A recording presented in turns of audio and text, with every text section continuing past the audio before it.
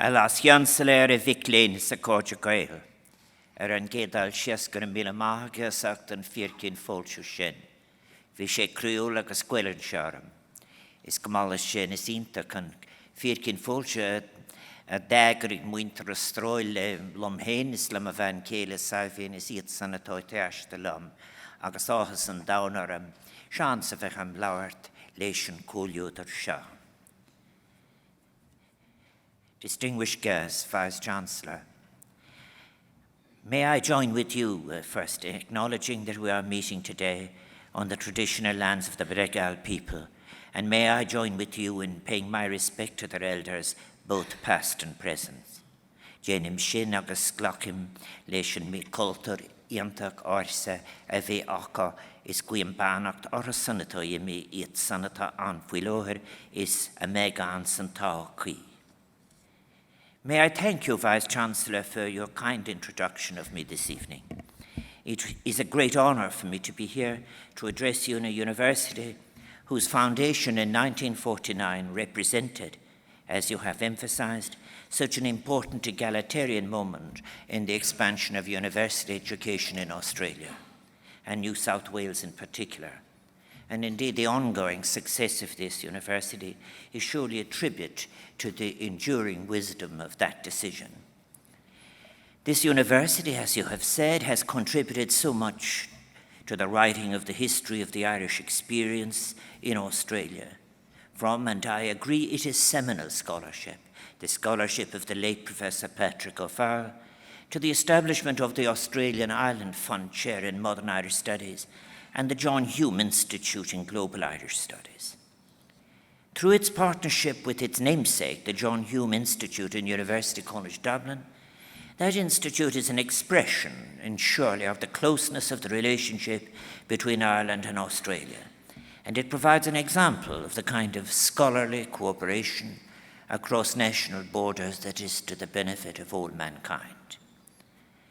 The distinguished history of Irish studies makes this university a very appropriate place for me, Maruk Dráin Nahéireann, as President of Ireland, to make a reflection on the depth of the connection of Ireland and Australia. This is what I'm trying to do this afternoon, including in that exercise the heterogeneity, the complexity of the Irish contribution in the making and shaping of this country. And it gives an opportunity, too, to engage with the challenge of what might be the appropriate remembering and reconstruction of that history. I'm conscious that to mention a phrase such as the Irish contribution brings to mind a certain historiographical tradition. And this is a trope evident early in the decades before Federation, in particular, which Professor Robert Rees has termed contribution history, that celebrates the accomplishment of political and economic success as the apotheosis of the Irish achievement in Australia. You have already referred to an aspect of that. Now, this tradition has had its moments. It played an important polemical role in its time and with various intent. James Francis Hogan's The Irish in Australia was published in 1887, and it emphasized the facility with which the Irish in Australia had adopted themselves to legislative affairs in the self-governing colonies, and thus offered a shrewd rebuke to those who wished to deny home rule in Ireland. It was a kind of secondary argument.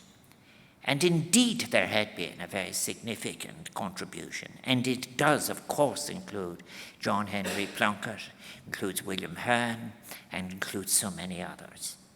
Cardinal Patrick Moran's History of the Catholic Church in Australasia was published in 1895 and recast the Irish convicts as martyrs for religious freedom. Virtuous forebears, as it were, of a Catholic civilization being constructed between the Indian and Pacific Oceans. Piers Cleary's Australia's Debt to Irish Nation Builders was published a decade and a half after the bruising conscription referenda of 1916 and 17. And I don't have to tell anyone here in the room that Billy Hughes and Archbishop Mannix had different opinions. I think in the course of P.S. Cleary's Australia's Debt to Irish Nation Builders, he called up the names of no less than 23 Irish Australian state premiers for the purpose of making the point, exemplifying, as it were, the patriotic bona fides of the Irish, and to emphasise their contribution to Australia that could be relied on into the future. This historiography of the contribution, which articulates the historical experience of a particular cultural or ethnic group, however narrowly or widely defined, as a succession of individual contributions to a singular but shared series of national achievements, was aimed at integrating what had been perceived at times as what might be called a specifically Irish Catholic other into colonial Australian society. It isn't possible for me today, even if I desire, to simply recapitulate that approach. It always was, I feel, that historiography of the contribution insufficient as method, and in that insufficiency, it was tendentious. It required the neglect of too much of that which has passed.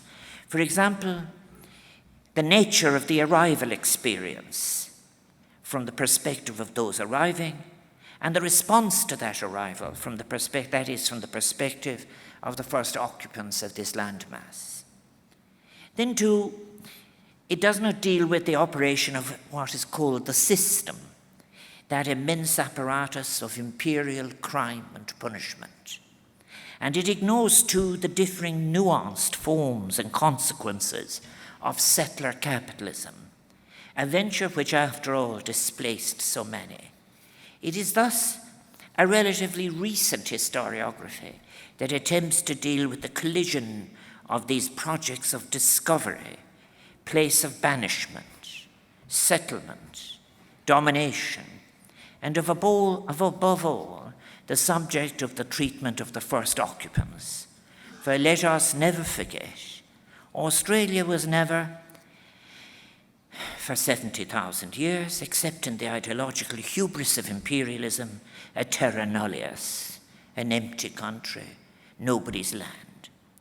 The problem of historiography, then, as I have been describing it, is to me a moral one as well as one of adequacy of scholarship. And this should not surprise us, as any historiography, and particularly one dealing with such a connection as the one between Ireland and Australia, is likely to be influenced by the dominant popular historical narrative of the time. A narrative which was often, in the times under consideration, narrowly national in its scope, certainly limited in its inclusivity, and increasingly being used to provide material for the tracks of polemicists rather than historians, whether professional or dedicated amateurs, and there are very many contributions from dedicated amateurs. We've moved on, and we're very fortunate that much new historical work has been carried out on the experience of the Irish in Australia. Particularly, I suggest the writing since the 1980s by Irish and Australian historians, many, of course, with Irish ancestry. Many of those writers, those new writers, have been working too from the Centres for Irish Studies established in the past 20 years. Indeed, here at the University of New South Wales, at Murdoch University in Perth, and at the University of Melbourne.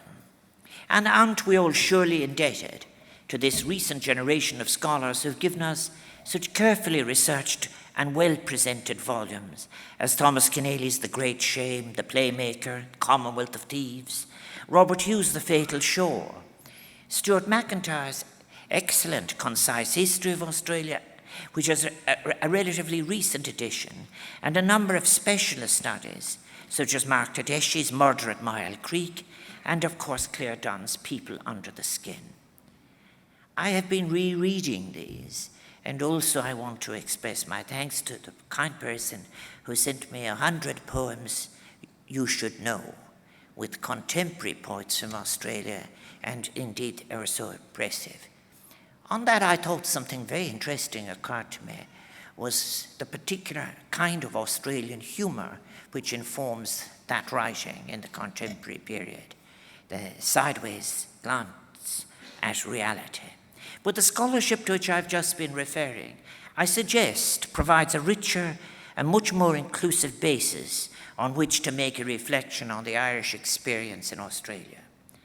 As I address the challenge, then, of interpreting history as it affected the Irish who came to Australia, I have another impulse, and it is one that I regard as an advantage of being able to reflect on the experience of some of my own ancestors. My grandfather's brother, Patrick Higgins, born only a few years before the Great Famine on Gortamore, which would leave 1 million dead and 2 million fleeing Ireland between 1845 and 1852. Patrick Higgins and his sister Marianne arrived in Moreton Bay in 1862 aboard the Montmorency. There were 77 passengers. 1 person had died on the voyage, and 3 babies had been born. It was one of the first ships chartered by the Land and Immigration Commission of the Government of Queensland. They ultimately established themselves in Warwick, 160 kilometres southwest of Brisbane. Patrick was a ploughman, atypical in that he had undertaken a year of study in the Royal Agricultural Society in Dublin. In Queensland, he became a ploughman, manager of a farm, and eventually a landholder. And both he and his sister Marianne, who was a laundress, would go on to find spouses, and both made a living from the land. I've connected with Australia in every generation since then. My uncle is buried in Toowoomba, my aunt is buried in Warwick, and my nephew currently has a business here in Sydney. Only months before their arrival, the Éireann Gobráw and Chatsworth had dropped anchor off Moreton Bay, carrying with them the first Irish colonists recruited by the Queensland Immigration Society. That was a society established by Dr. James Quinn, Bishop of Brisbane, for the purpose of carrying and supporting immigrants directly from Ireland. Now, I do not know whether these ancestors of mine were aware of Father Patrick Dunne's promise of what he called a tropical Hibernian paradise, or his boast that our people are to be the founders of a great nation. But I imagine that they and many others saw this land as a new world, free of the oppressive poverty and suffering of the old, in which they might perhaps build a new life. Their accounts of their experience was in terms of engaging with the frontier. And this, of course, immediately provokes questions.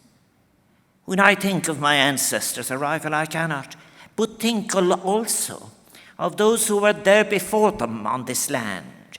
Here are, if you like, victims of the dispossessed, coming to be part of dispossession.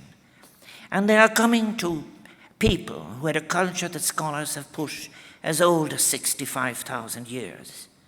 And the words of that great poet and champion of the rights of her people, Uda Gargu, Nunukal, Cat Walker, and her description of the desolation and loss engendered by expanding European influence over what would become the colony of Queensland come to mind. Her words on what was an ancient but now broken symmetry with nature, symmetry with life, are deeply moving. The scrubs are gone, the hunting and the laughter. The eagle is gone, the emu and the kangaroo are gone from this place. The Bora ring is gone, the Corboree is gone, and we are going. What was the character then of the Ireland my ancestors left? The source of these new arrivals that could be described. Those fleeing from conditions of famine, lucky to survive. There were survivors too of evictions which had started before the famine. Involuntary exiles, all anxious to escape, they'd been offered a new life, but they were nevertheless entering the lands of people who, as I have read these lines, you could see, must have foreseen their own dispossession. That was the nature of the land to which they journeyed. It was not a terra nullius. And what was to be made of such an arrival then? What is to be made of it today in an ethical historiography? These are profound and complex and troubling questions. They're captured by Judith Wright's description of walking the beach at Lake Kulula and walking on clean sand among the prints of bird and animal. I am challenged by a driftwood spear thrust from the water, and like my grandfather, must quiet a heart accused of its own fear. Affecting some amnesia towards this period of history, avoiding contradictions upon which I must reflect, is not an option. It would be insufficient for me to simply reiterate a historiography of the Irish contribution to Australia. Instead, in a university, after all, I wish to advance the case for what I like to call an ethic of remembrance. The construction and contribution of a strategy for an ethic of remembrance has been a project I've been attempting in my presidency since 2011, on the 11th of the 11th, 2011. I have been doing so, as a response partly to the challenge of the commemoration of the formative events that took place in Ireland between 1912 and 1922. These, of course, included foundational acts such as the Ulster Covenant, the establishment of the Irish Volunteers, the 1913 strike and lockout, the 1916 Easter Rising, the First World War, the suffrage movement, the Irish War of Independence, and our Civil War. Remembering, I like you to imagine a hyphen in the word, because remembering philosophically is putting people back into action of a time. Commemorating these foundational acts of 100 years ago in Ireland might perhaps be viewed as challenges that can be compared with similar challenges facing Australians, reflecting on the first occupants of Australia 65,000 years ago, or the arrival of the first fleet in 1788, or the declaration of Terra Nullius, or the long conflict between Europeans and the indigenous peoples of this land, or the Eureka Rebellion, or the achievements of federation, or the maritime and shearer strikes of the 1890s, or the first landing at Gallipoli on the 25th of April 1915. In that these are all important events in the national consciousness and collective memory of Australia, bearing in mind the rigors that are demanded by the very concept itself of collective memory. I haven't the time, but I have done it elsewhere, about how you constitute the concept of collective memory. The exercise of scrutinizing what comprises collective memory is indeed a worthwhile one. It has the capacity to unleash, too, something that is very important in the contemporary period. Unleash a healing, such a healing as may come from the journey of remembering, through understanding, to what may in time make possible forgiving.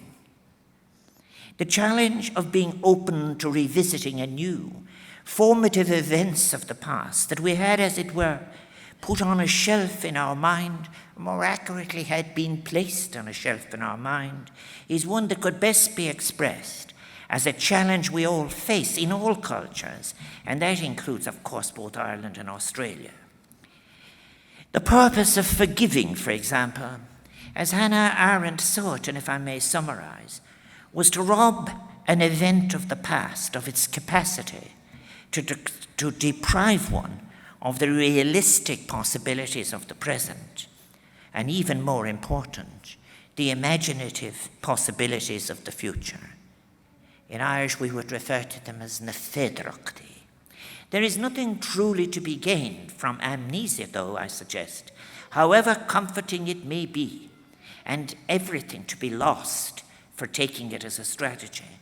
For it is only by acknowledging, questioning, sometimes revising, but always remembering in an ever more inclusive way the events of our collective past that we can begin to build a collective future.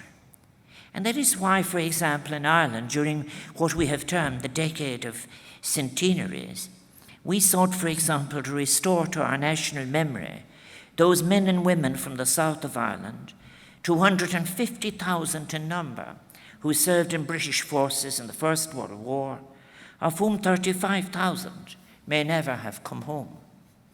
They shared the terrible experience of war in Europe with the children of other countries, at Gallipoli in the Middle East.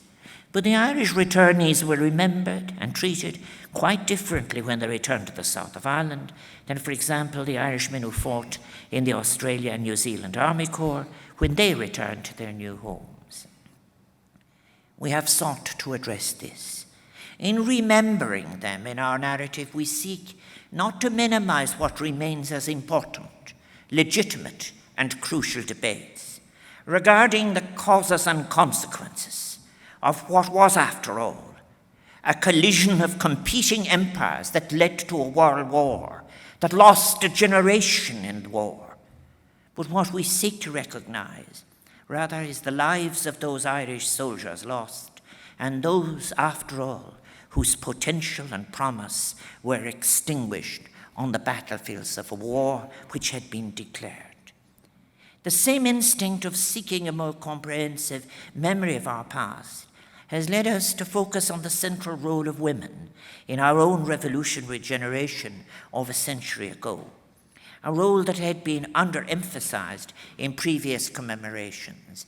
And if there is a difference between, for example, the poetry of World War I, as it is quoted 50 years ago, and quoted just recently in the centenary, there is equally one, is that 50 years after 1916, the commemorations in Ireland were quite militaristic.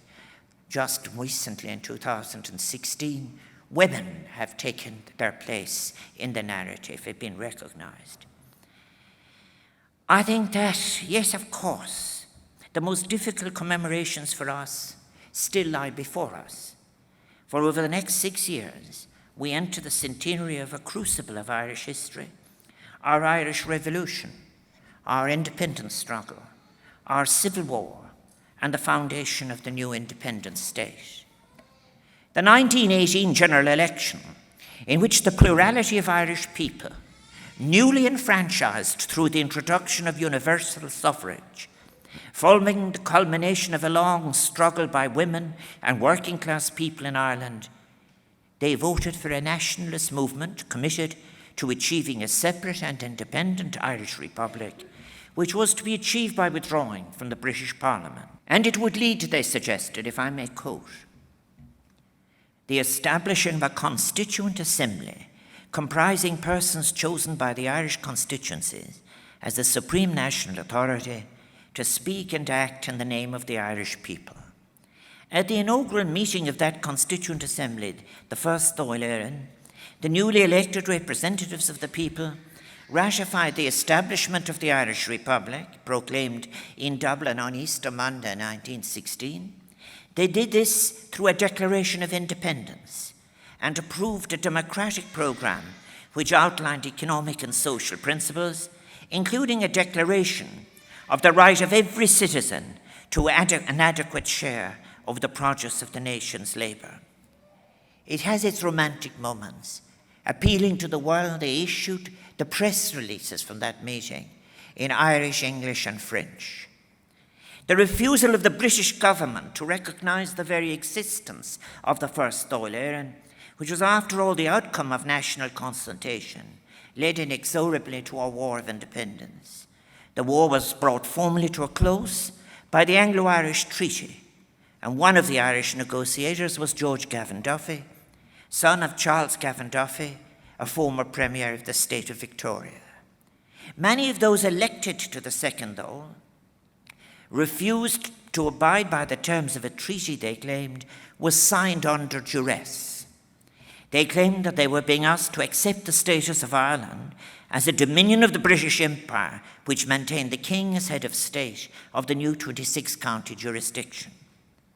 The election, which took place in 1922, was fought on the subject of the treaty, and the pro-treaty participants in the election prevailed, securing the majority of votes. Divisions that would be destructive for generations then emerged. These divisions led to a civil war more terrible and devastating in its consequences than the War of Independence in many respects. as former comrades and friends found themselves on opposite sides, divided by their ideals, ambitions, and in some cases by their differing evaluations of the feasibility of a continuing struggle against the British Empire. We have had and must and will have to acknowledge the brutality of that struggle, the viciousness that was unleashed, and the brutal tactics that were employed on both sides. 53,000 men and women, 53,000 men, many of whom had experienced the War of Independence, and some the First World War, joined the National Army of the Free State, which supported the treaty. My uncle was one of them. 13,000 of those who opposed the treaty were interned by the Free State. They included my father. Thus, families and communities were cleaved apart in a bitter war that was to cast a shadow for generations and hamper our efforts to meet the Republican ideals that had been expressed in 1916. And it is important, too, to note that in the years leading up to independence, the nationalist movement represented quite a plurality of opinion, for many nationalists voted for the Irish Parliamentary Party and the policy of Home Rule for Ireland within the Union. Those from the Unionist tradition, predominantly but not wholly located within the northeast of Ireland, voted for the Irish Unionist Party, which sought to maintain the island of Ireland within a unitary state of Britain and Ireland. For many southern Unionists, the partition of Ireland was a bitter disappointment and betrayal. The democratic programme of that first Dáil to which I have referred, whose egalitarian promise represented the emancipatory tradition of Irish Labour, and Irish Labour sought to end the Civil War, for example. But that programme was viewed by many conservative nationalists with apprehension. Tom Johnson, the drafter of the programme, had sought to follow in the tradition of Wolfe Tone and Michael Davitt, who had sought independence not simply that would mean replacing flags or substituting personnel, important as that may be, but which sought to ensure a more equal and more just distribution of wealth, power, and opportunity in Ireland. These are some of the grave and difficult matters which we in Ireland will be confronting in the coming years. They concern not only personal memories of consequences of the War of Independence and the Civil War, but also profound questions regarding the economic and social trajectory of the new Irish state. Conscious of my role as President of Ireland during a time of intense public remembering, I have argued that the activities should be placed in an ethical framework, and in doing so, where I have spoken so far, I have drawn on the work of the French philosopher, the late Paul Ricoeur, of Richard Carney and Hannah Arendt, because I believe their work has a relevance for us, but also for Australian historiographers, for both of us. And there are some principles, if I might adduce, to such an approach. First, an imperative to include and recognize those voices in the past, marginalised or disenfranchised, whether through the distorted lens of that historiography, which E.P. Thompson termed the enormous condescension of posterity, or by the simple exclusion of certain groups as subjects of history on the grounds of class, race, or gender, or indeed as Indigenous people with an ancient culture. I think we have succeeded somewhat, for example, in Ireland, in fulfilling this principle to some degree in the case of more fully recognising and remembering the vital role of women in the revolutionary moment that culminated in an independent Irish state. A second principle, against historical amnesia, Paul Ricoeur advocated a disposition of what he called narrative hospitality, which involves being open to the perspectives, stories, memories, and pains of the stranger, the other, the enemy of yesterday, however dissonant they may be. The process of ethical remembering invites us all to critically evaluate our often competing foundational myths and beliefs, which define and shape and have shaped our national consciousness and our image of the nation, and to draw our attention from the national to the global, with all its complexity, from high politics to the social and the economic. When I was at the University of Melbourne a week ago, I suggested that serious intellectual work must address questions of morality and of ethics. In this light, I suggested that our publics would gain if economics were to be grounded again in both an ethical and cultural framework. Ethical, to take account of moral questions that should not be avoided, and cultural, to take account of difference and diversity, and of the interrelationship of scholarships. Eschewing amnesia then, and with some trepidation as to meeting the standards of ethical remembering and having announced two principles, I attempt to reflect on the Irish experience of migration, including migration to Australia, forced, impelled, and voluntary, in the century following the arrival of the first fleet. The story of those who were displaced, dislocated, relocated, sometimes directly by the state, sometimes due to the development of a precocious industrial capitalism, and sometimes of their own volition. That is perhaps most salient to a discussion of the Irish arrivals in Australia in the late 18th and through the 19th centuries. The first European permanent arrival on this land occurred, we again say, 65,000 years after humans, it is calculated, first occupied Australia. And this arrival, this first European permanent arrival, was largely the consequence of a policy of transportation, whose origins arose in the late 16th century England, at times of acute social crisis, harvest failures, widespread starvation, when the English countryside was being slowly transformed by the enclosure of common land as the public purpose yielded to private power. Thomas More vividly described in his Utopia that sheep, as he put it, would eat up and swallow down the very men themselves, as tillage gave way to pasture, leading in some places to rural depopulation. And so-called vagabonds and sturdy beggars, dislodged by this development, roamed the land, frightening a governing class, always fearful of social unrest. And in response, the English Parliament declared in its legislation that such, I quote, rogues should be banished from out of this realm, and shall be conveyed to such parts beyond the seas as shall be assigned by the Privy Council.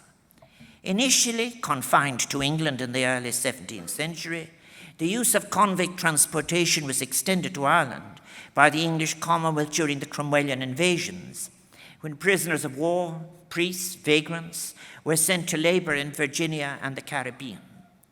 This represented a consequence, a tool of conquest, and an expression of a brutal political economy of primitive accumulation.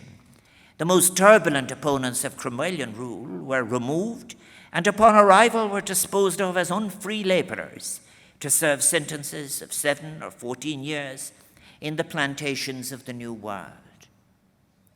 The transportation system represented a quite different logic in 18th century England, reflecting its origins as a mechanism for social control, but for some, an instrument for reform, and even an alternative to the death penalty.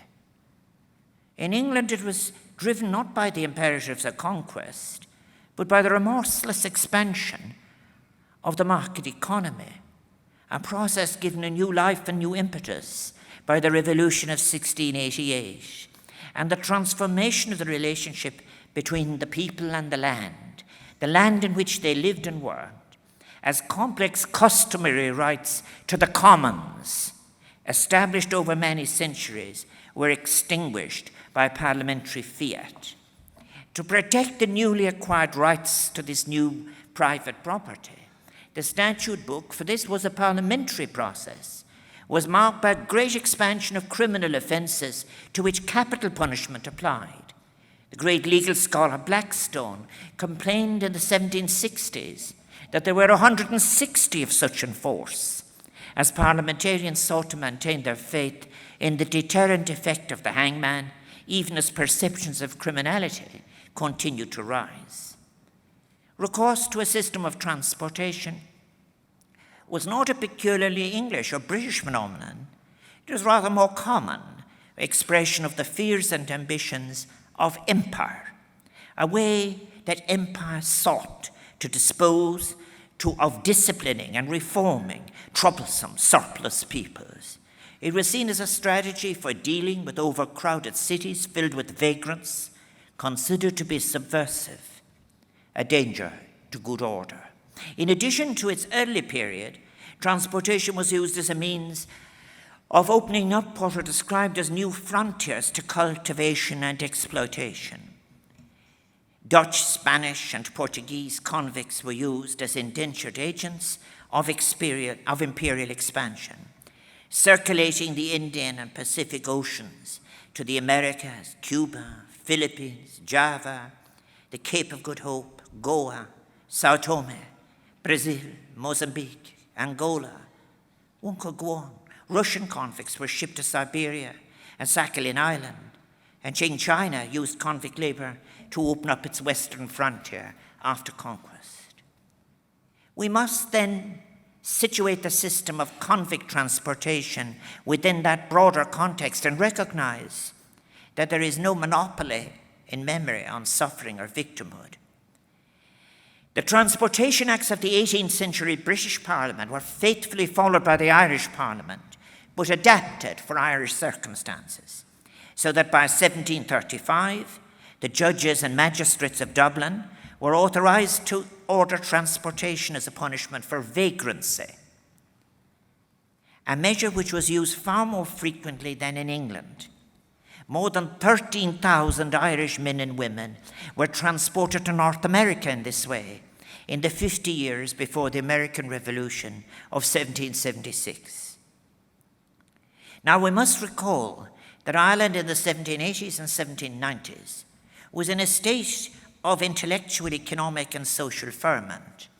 I think, too, it was a time of great European intellectual energy as well. A patriot party in the Irish Parliament, inspired by the American Revolution and reinforced by an armed militia, the Irish Volunteers, agitated for an expansion of the suffrage, an enlargement of the powers of the Irish Parliament, and though there was some disagreement, the repeal of the penal laws, which locked Catholics and dissenters, very important, dissenters as well as Catholics, out of politics and the professions. And indeed, many of the professional classes would come to Australia, among other places, because they had every place closed to them, having been called to the bar or whatever. Inspired by Thomas Paine's The Rights of Man, and disillusioned by the failure of the Patriot Party, the Society of the United Irishmen was founded to create an independent Ireland, based on, and they hoped ultimately with the assistance of the French example. An insult of the time in the newspapers is to say that they were influenced by the French ideas.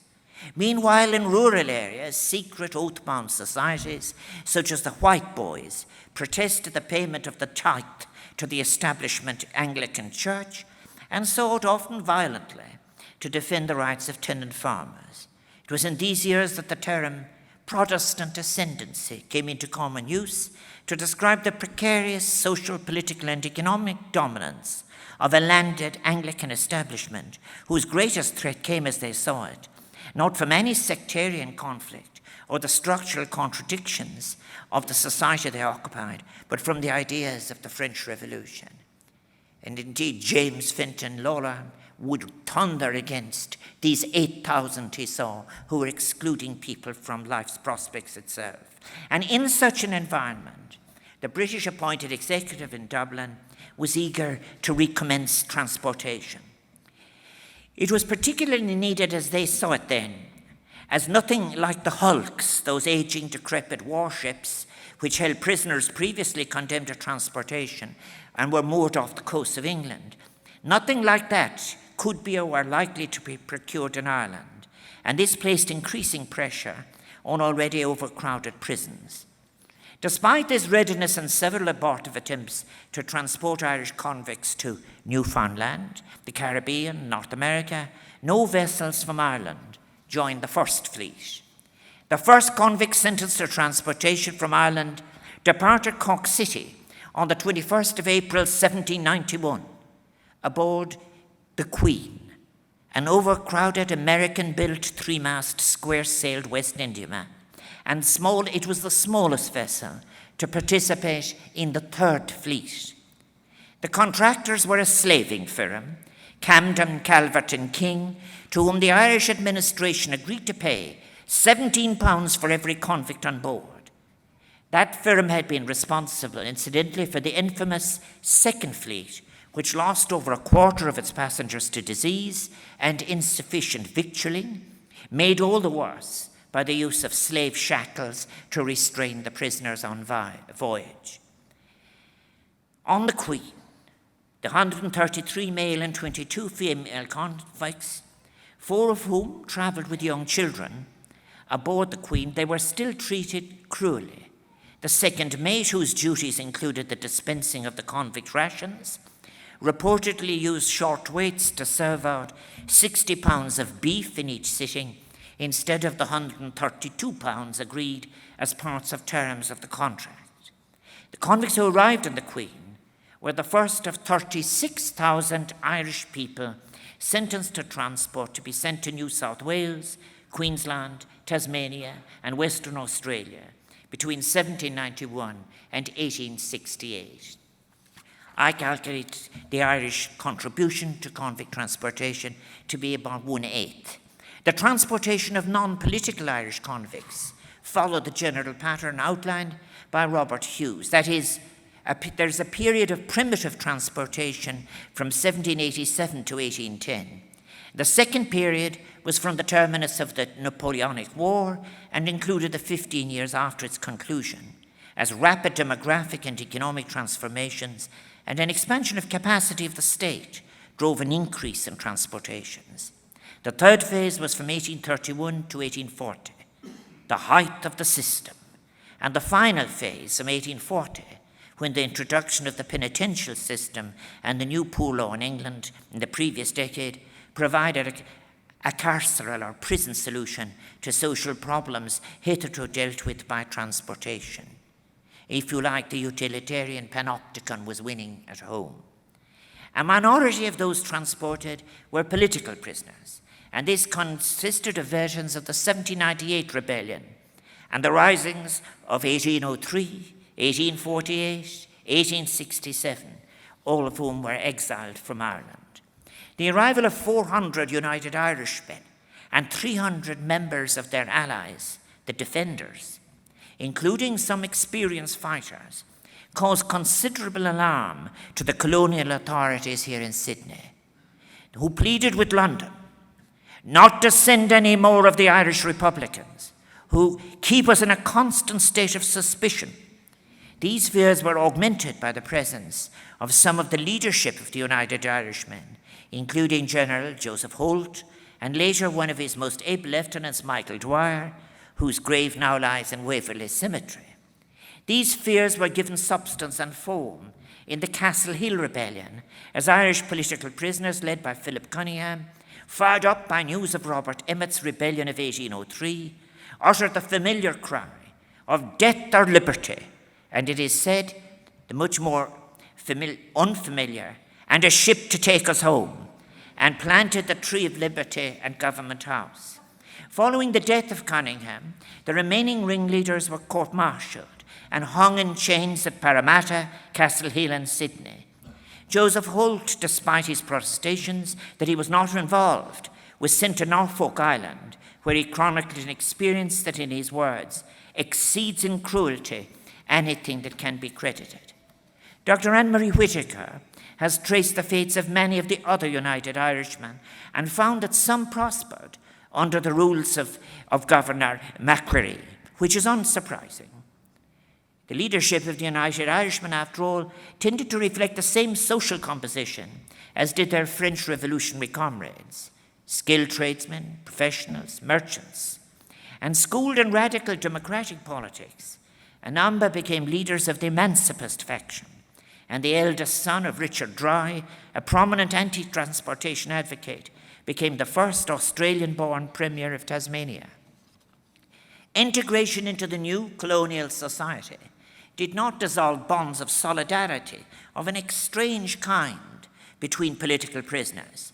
For example, James Meehan, the Deputy Surveyor General of New South Wales and most influential 1798 man during Macquarie's term as governor, befriended Edward Ryan, who was transported to Australia in 1816 for his participation in the White Boys, a secret agrarian society dedicated to defending tenant rights.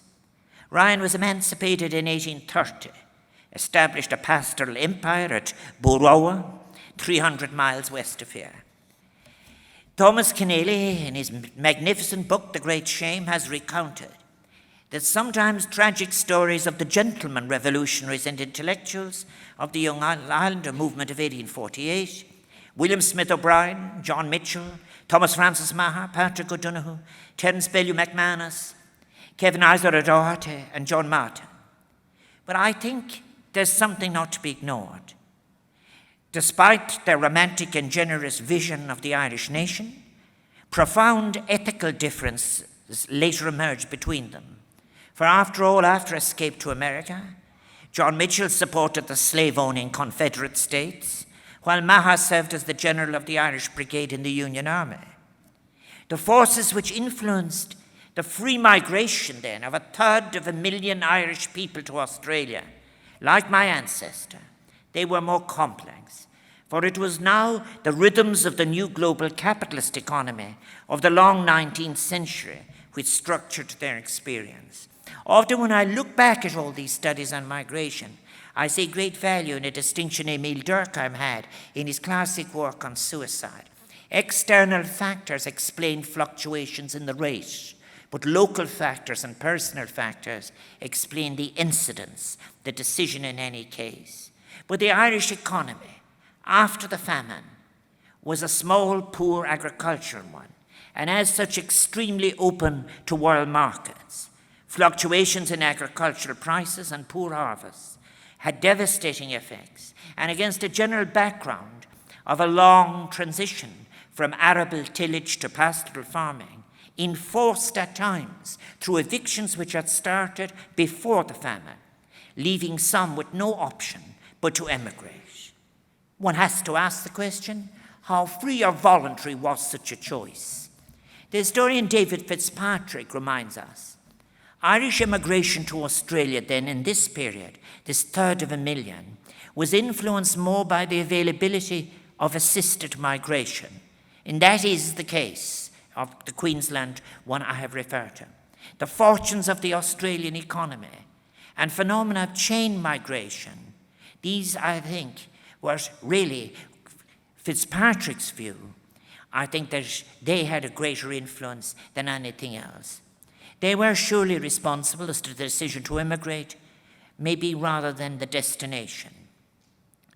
I think that the 1862, as the Montmorency left, it was a period of poor harvests in Ireland, and at a time when the American Civil War was raging, so the North America was cut off. At that particular time, after the 1862 Act, you could buy land at £1 an acre, and then at the same time, land was threepence an acre in Nova Scotia. The number of Irish, why? Because, of course, now the sale of Crown lands was being used to fund assisted migration. The number of Irish born living in Australia peaked in 1891 at 228,000. Since then, numbers have reduced in overall terms, in proportional terms, as the proportion of Irish-born residents relative to the overall population. One can discern a combination of push and pull factors affecting the rates, as I have said, with the relative health of both economies, the ease of entry to alternative migration destinations, as I've instanced, having a clear influence on the numbers, the rate of immigration of the Irish choosing to come to Australia. I'm coming to the end, and then may I say, when one thinks of a diaspora, a word we use a lot in Ireland now, it is inevitable that one engages with the circumstances of what is a scattering, the structure of a departure, the strangeness of arrival. For the migrant, it involves a multitude of sensations that are called forth. the challenge of holding on to what one had been formed in one's mind and one's life, and the mustering up of a new courage. Then too, what may be near overwhelming is the challenge and the magnitude of the risks not anticipated, something faced by all our migrants today, the urgency that is attached to retaining, recovering the fabric of friendships that are so important as to sustenance for the future. And if there is a suggestion that emerges from such an experience, where if we have in fact put women into history, we have to put migrants' accounts into the social sciences, it is one that is repeated again and again in the conditions of migration. It is built around how do you construct, what construction is to be put on the first crucial encounters between those arriving and those who are receiving strangers. These early assumptions are crucial, built as they are on preconceived ideas. Is the other a curiosity? How do they look at Cook? Is the other a threat? Is the other a resource? Is the other superior? How one interprets the behavior that is offered by way of answer to such questions is, I suggest, an inherently moral choice. And then, as to an ethical approach to commemoration, as to making the act of remembering ethical, be it in Ireland or Australia, if we are to learn for the future, surely it seems that what is required is a necessary radical hospitality of the other, which must be paralleled in the new circumstances by hospitality of discourse that is radical in its inclusiveness, a hospitality of narratives, courageous in restoring that which has been elided, courageous in its offering of respect for complexity, above all courageous in defending the right to new futures impelled by the pursuit of moral worth, validated by good scholarly work, and never dismissed by obsession with the tools of the inadequate present or trammeled by a closed, unhelpful historiography. Re-engaging with the past in such a fashion releases us from the trap of being molded by past errors, their justification, or our fear of revisiting circumstances. Revisiting our circumstances with an ethical regard for the importance of placing ourselves in the shoes of the other enables us to be free to interpret our present circumstances, and even more important, imagine alternative emancipatory futures that reach beyond ourselves and our generation, beyond any narrow individualism, and that might offer hope to future generations of a symmetry recovered and a planet characterized by the pursuit of peace rather than the preparation of that aggression of thought that is always the preliminary of war. As Václav Havel said so long ago and so well, words matter. And in our present circumstances, when anger is the temper of our times, we need to use our words for healing rather than wounding. Doing so with ethical, empathetic intent will, I believe, be something that can enormously help our understanding of both our possibilities and our dangers. May I thank you all for your attention. Gur míle mágas ach téiste clam is cuim gach rá agus pánach dar an táhaí. Thank you.